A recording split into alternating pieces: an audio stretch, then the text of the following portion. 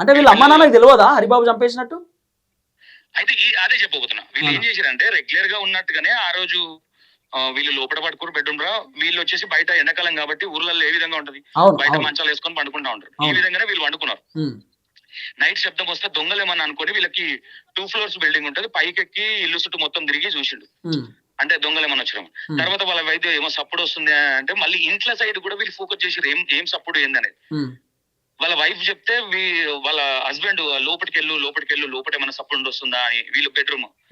అయితే మనోడు ఏం చేసింది లోపల, వీళ్ళకి డౌట్ వచ్చినట్టుంది అని వైష్ణవి ఆగు అంటే సరసాలు ఆడినంతగా యాక్టింగ్ చేసిండని చెప్తా ఉన్నారు. చేసరికి మేము వాళ్ళ అమ్మాయి అనుకో నీకేమైనా బుద్ధి ఉందా, పిల్లలు ఎంగు పిల్లలు వాళ్ళు ఏదో చేస్తున్నారు, నడు బయటకు నడువు అనేసరికి వీళ్ళు బయటకు వచ్చి నమ్మి పడుకున్నారు. అంటే ఎక్కడన్నా పెళ్ళైనప్పటి నుంచి ఎప్పుడన్నా ఏదైనా చిన్న గొడవ ఏదన్నా అయితేనేమో అరే వీళ్ళు ఏదో గొడవ పడుతున్నానే, ఎప్పటి వరకు ఈ 8 నెలల్లో ఎప్పుడు వీళ్ళకి గొడవలే లేవు అసలు. చాలా మంచిగా ఉన్నారు కాబట్టి వీళ్ళు కూడా నమ్మే సఖ్యంగానే ఉండే. కాకపోతే పొద్దున ఆ రోజు మార్నింగ్ కూడా ఎప్పుడు డైలీ నైట్ వాష్రూమ్ లేచినా ఈ వైష్ణవ్ అనే అమ్మాయి వాళ్ళ అమ్మని లేపేదంట. ఆ రోజు లేపలేదు. వాళ్ళ అమ్మకి అప్పటికే డౌట్ వస్తా ఉన్నది కానీ సరే పిల్లలు రాత్రి ఉంటది కదా ఎంగు పిల్లలు అనే విధంగా ఆలోచించుకొని వీళ్ళమ్మ కూడా సైలెంట్ గానే ఉన్నది.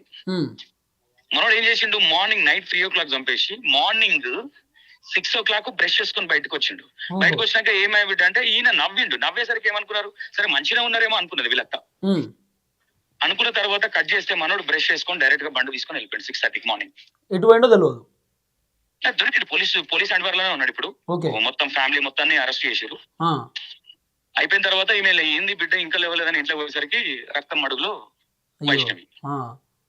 ఇది పరిస్థితి అన్న. ఇప్పుడు ఇంకో డౌట్ ఏంటంటే దీంట్లో, అంటే మీరు క్లియర్ గా అక్కడ ఉన్నారు కాబట్టి, ఇప్పుడు ఈ హరిబాబు అనేటటువంటి వ్యక్తి ఎవరైతే ఉన్నారో, ఈ హరిబాబు వ్యక్తి government దవాఖానలో పనిచేస్తాడా?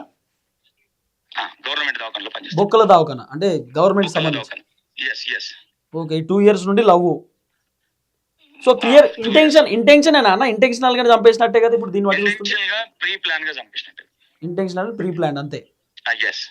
Yeah, thank you so much అన్న, థ్యాంక్ యూ. సో ఇది సంతోష్ అన్నకు సంబంధించినటువంటి వర్షన్.